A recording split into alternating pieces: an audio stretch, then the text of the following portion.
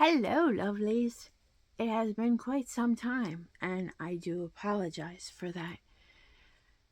Welcome back, or if you're new here, welcome to the dollhouse. I am your yarn host, Kira, and my life has been a complete kerfuffle for quite some time. But I'm back. I am having difficulty settling into the everything is content mentality. So I'm not really good at this. Do with that what you will. But I've had a lot of time on my hands, so I've been doing and making and planning. And one of the things that I have a big problem with is if I try to do something and I'm not good at it right away, my brain says, I don't want to do this anymore. So sometimes I have to come back and revisit things that I don't think I'm good at to see if I can do them. And one of those big things for me was loom knitting. Now, there's a bajillion kinds of looms out there to knit with. There's the circle looms, there's rectangular looms. My latest thing of beauty is an S loom, or an Afghan loom. But I figured, since I have learned so many things that I did not know when I started trying to loom knit, maybe I could help somebody else out. So the first thing that I have learned of loom knitting is know your materials. Most of the looms you will find look like this. They have the standard spacing and this type of plastic, whether it's round or it's rectangular or it's the S loom. And it's a little flexy, it's movie, but it seems to be working pretty well. So far, I like it. That's the purl side. No, that's the knit side. What side am I doing? Yes, that's the knit side. With the S loom, you leave a couple pegs empty, and that just makes a big, long, flat panel. And eventually, this will be a blanket. A light blanket, mind you, but a blanket nonetheless. Now, with these type of looms, they have a squared off peg at the top. And a lot of times you will find plastic seams on these. And be careful, because between those seams and the holes in the back for the buttons, the pegs, sometimes these are very sharp.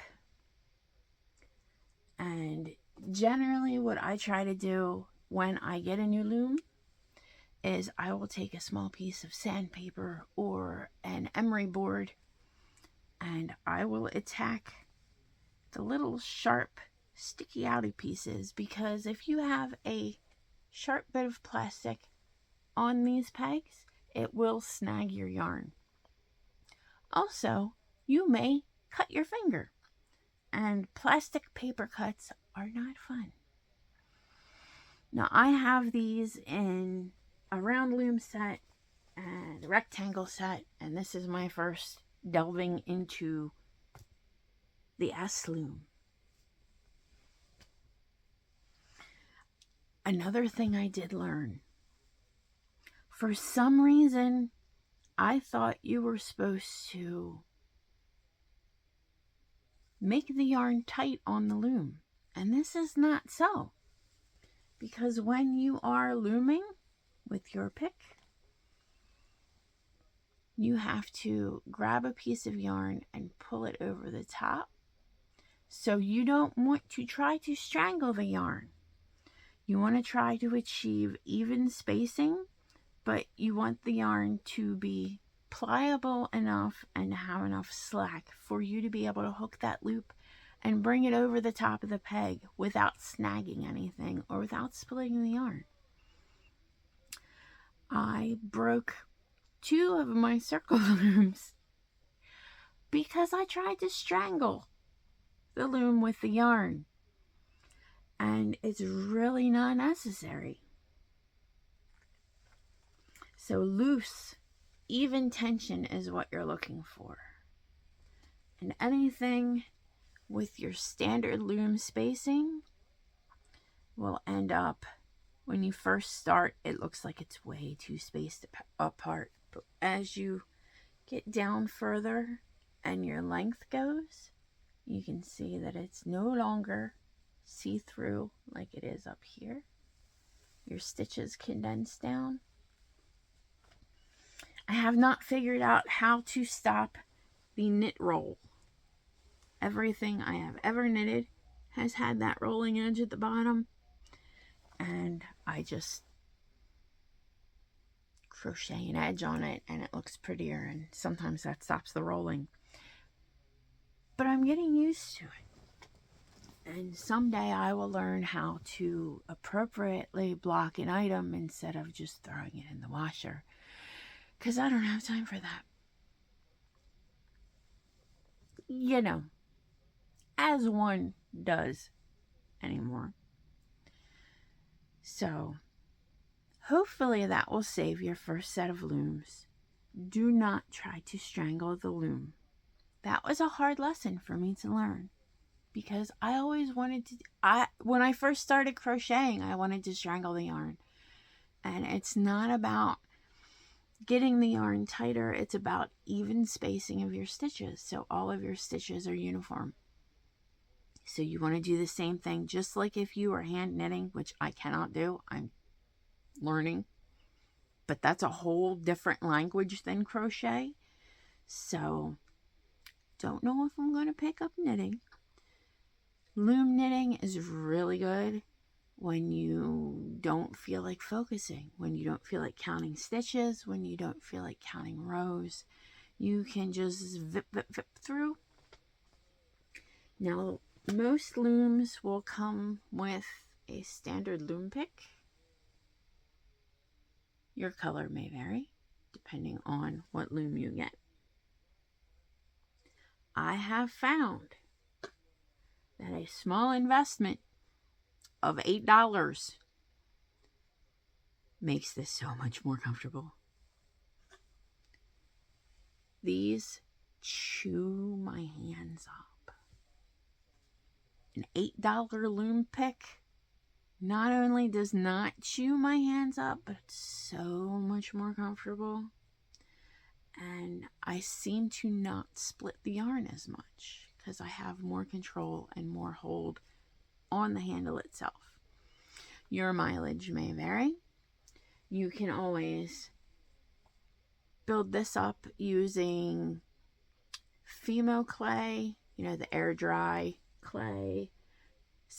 I've seen people use tennis balls smashed onto their handle. I've seen people use beauty blenders or pencil grips, or whatever you can do to make it more comfortable will automatically make you a little faster and make the project a little bit easier on you and on the brain. You can also buy what I've seen called a yarn stylus. Personally, I think that a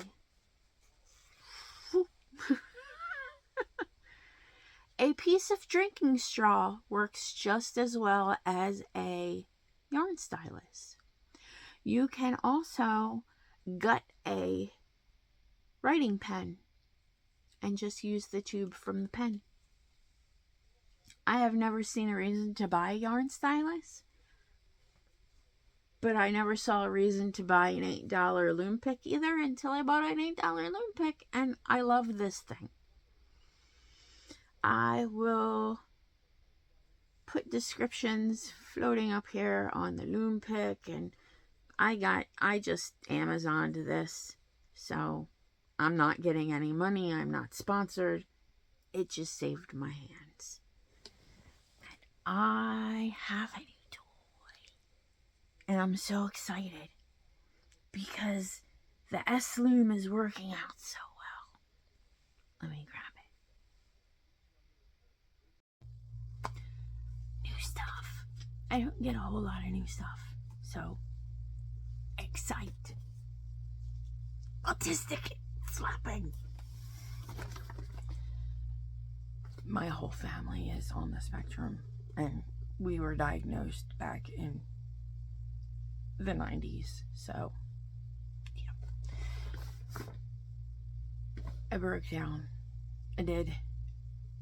I am a bargain bin acrylic girl.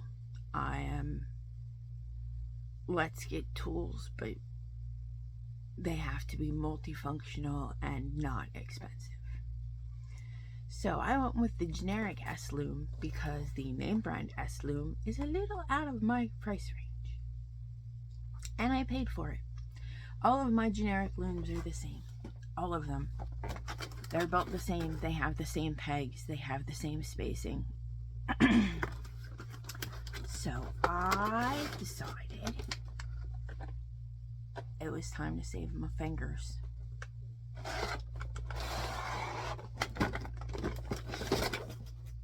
This is the KB Adjustable Multi-Knit Loom. And they're not kidding.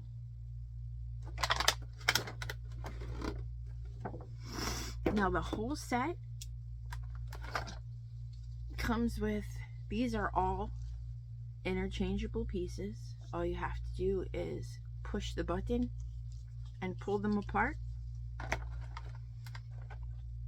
You'll see they lock together really securely.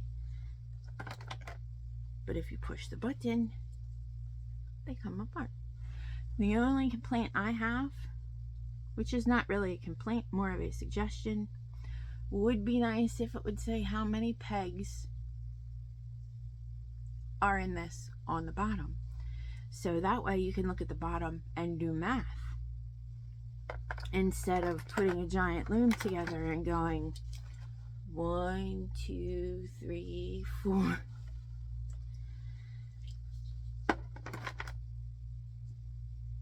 But that's the only complaint I have so far, which is good. It comes with square corners in case you want to do double knit, or in case you want to have a thin rectangle that's easier to transport. Comes with big huge rails. And the best part, it comes with extra pegs in 2 different colors. Now the pegs are removable. I am not going to attempt it because I break things and I'm good at breaking things. So I'm not going to try to take the pegs out to show you. I'm just going to let you know that you can. Now there is no tie-off stem on this loom, which means if you want to make a flat panel, you have to pick 1 peg for your tie-off stem and just use the rest of the loom and try to remember that you're doing a panel and not do. That's why the pegs come in different colors, because if you want to make your tie-off a different color, so you know if you want to interchange different colors, if you're doing a different stitch than the E-wrap, where you need to change it up, you can use different color pegs. That's spiffy. Because the peg is the first things to break, or pop out, or lose, or... Now what I have to figure out, since this is a fine gauge, you can take out every other peg and make this a large gauge loom to use for chunky or blanket yarns. But this is actually made for 4-weight yarn, which means I won't have big huge knit stitches, which my usual method of yarn feeding may not work for this, because my usual method is taking a paper straw, taking a plastic straw in a paper wrapping. Please don't ask me how old these are. I have not been able to drink from a straw since 2011. So we have a big bag. We have a big bag of straws just in case. But basically all I do, cut about a third, cut about a half, depending on, how much size you want in your yarn feed.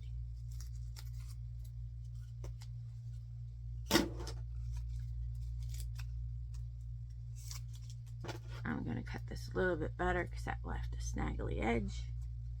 And we know what snaggly edge is. This is my yarn feeder. Although this does not fit in between the pegs very well. Ooh, maybe if I mush it. Maybe if I mush it. Let's grab some yarn and see. Boop. Yarn.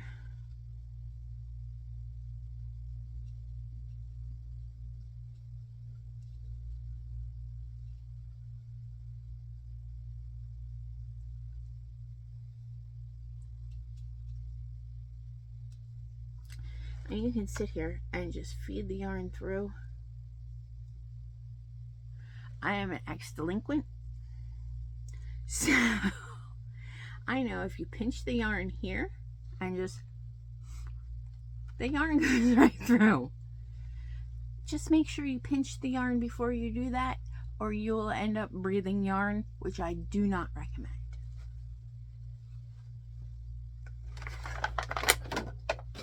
So let us put this to the side and attempt yarn feeder. We're going to make a slip knot, and you are going to pick one loop to be your starter loop. Let me switch the camera over. Please ignore all the weird angle changes. My phone has decided to hate me today, and it keeps shutting off. Anywho, it tells you how to configure the loom for any size, flat panel, round panel.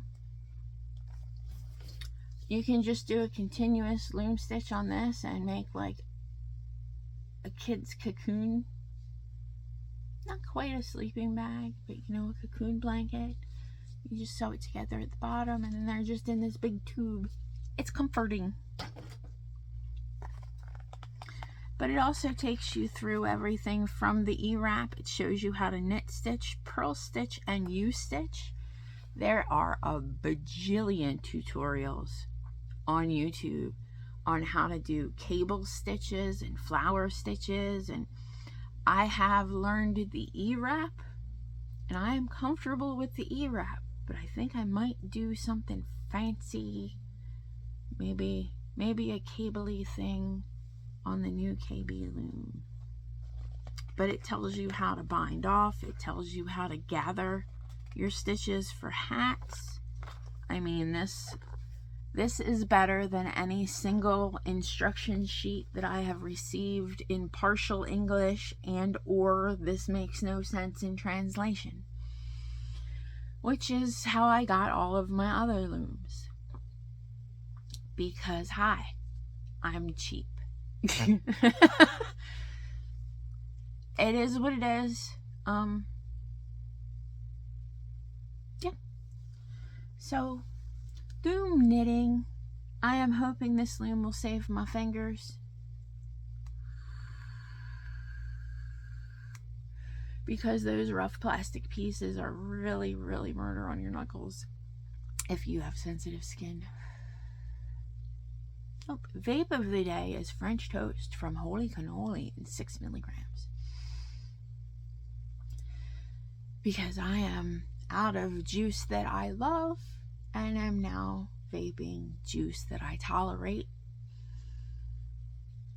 because Delaware is trying to shut down flavored vaping, because flavored vaping doesn't make the government any money. But cigarettes make the government money. I'm not going to get political because that's not what this is for. But I stopped a 2-pack-a-day habit in 2010. I was up to probably 2.5 packs by the time I quit. I didn't want to quit. My husband said once his cigarettes got over,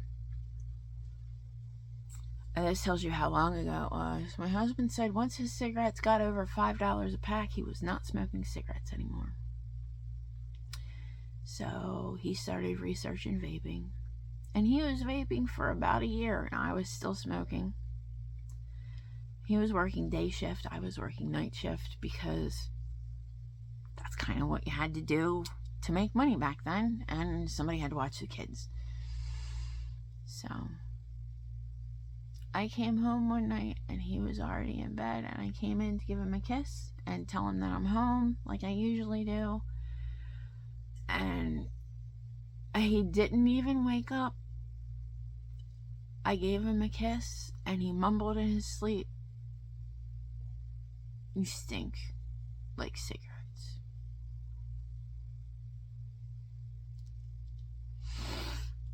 So the next day I started to vape, which is the best thing I've ever done. My doctors have told me my lungs are back to pre-smoking standards. I have never been able to breathe so well, and I can smell things. Not only that, but I am a walking air freshener. I mean, if you get too far into my bubble, right now it smells like French toast.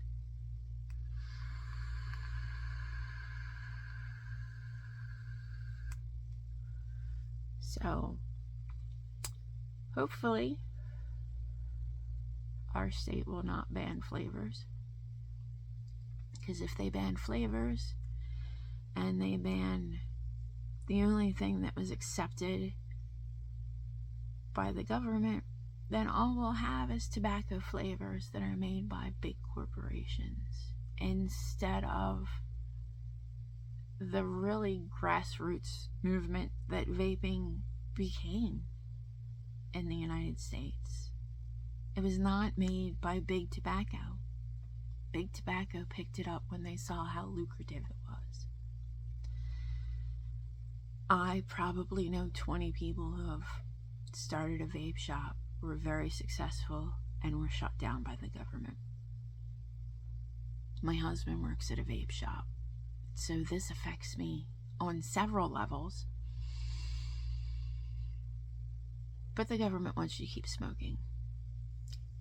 Because if you don't smoke, how are you going to get sick? So not only do the tobacco companies make money off you, the insurance companies make money off you, the medical associations make money off you. Anytime you see anything really that's put out that says vaping leads to drug use, vaping leads to addiction, vaping leads to... Remember that caffeine and nicotine both have receptors. We have receptors in our bodies for caffeine and nicotine. We also have a cannabinoid system, which means we are supposed to be associating ourselves with the cannabis plant. Else we would not have an endocannabinoid system. Your mileage may vary. These are only my opinions, and they mean nothing in the whole of the universe. I'm getting off my soapbox now.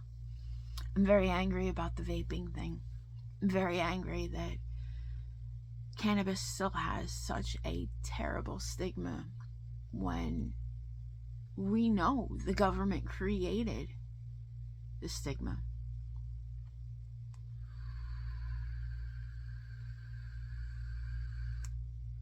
political rant done. So, I have committed myself to finishing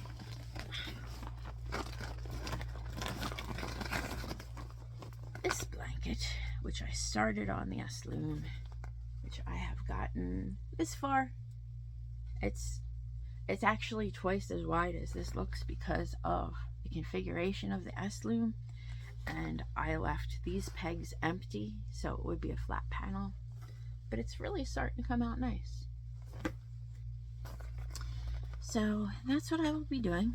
I will be experimenting with different borders to see if I can make the infamous curl at the end of the knit stop curling. I'm still not 100% back to my usual bouncy self, but I'm getting there. We've had a lot of kerfuffles, we've had hospital trips, we've had a lot of kerfuffles, a lot of insurance kerfuffles. I've been battling SIBO, which is small intestinal bacteria overload, because I have a short small intestine. I lost about 1/3 of it, and your gut biome in your small intestine and your large intestine are not the same because they have different functions. So my large intestine biome started encroaching on my small intestine, which means you can't absorb nutrients, you can't absorb very much water. It's known as the SIBO malabsorption phase. So I'm going crazy with the vitamins, and like I said, I didn't do a whole lot of close-ups with the loom because my fingernails are just terrible. But you guys deserve more constant updates. I'm trying to get into the everything is content life, but I'm old and I did not grow up with everything is content. So I'm learning. Learn with me. I love these hats, but I need a pin like right here. I like to flip that up so I can see. That's about it. I am going to finish this blanket before I start on the small loom, the small gauge loom. I will make another video once I start the blanket with that because I already have the yarn picked out for that and everything. Excited flappy hands. And I guess that's it. So stay tuned. I will take you through my entire KB multi-knit loom journey. I will show you how to cast on. I will show you how to knit with a basic E-wrap. Maybe I'll learn a different stitch to show you because everybody shows you how to do an E-wrap. Maybe I'll find a stitch to show you. But that'll be next time. Hopefully I can keep this up. I'm trying to do at least one a week, but it's been very difficult the past couple of months. But I love you guys for sticking this out for me and still showing up for me and listening to my ramblings. That really does mean a lot. And I appreciate you being here. For the algorithm, you know, bells, whistles, likes, things. Especially if the government ends up firing my husband. We're gonna need it.